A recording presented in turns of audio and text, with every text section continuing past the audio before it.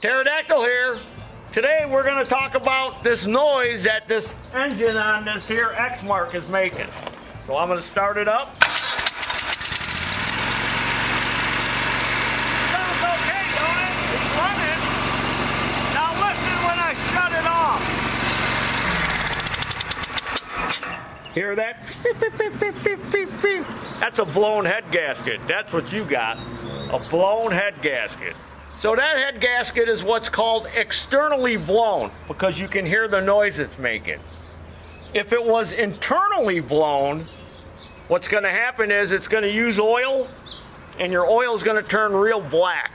And the reason that happens is because when it's internally blown, it's blowing that compression into the crankcase. And a lot of times it'll blow the oil out the muffkin. So your engine may be using oil, you might think it's rings, when actually it's a blown head gasket that's blown internally. But this one's got an externally blown head gasket because we can hear it leaking when we shut it off. And there's your dinner.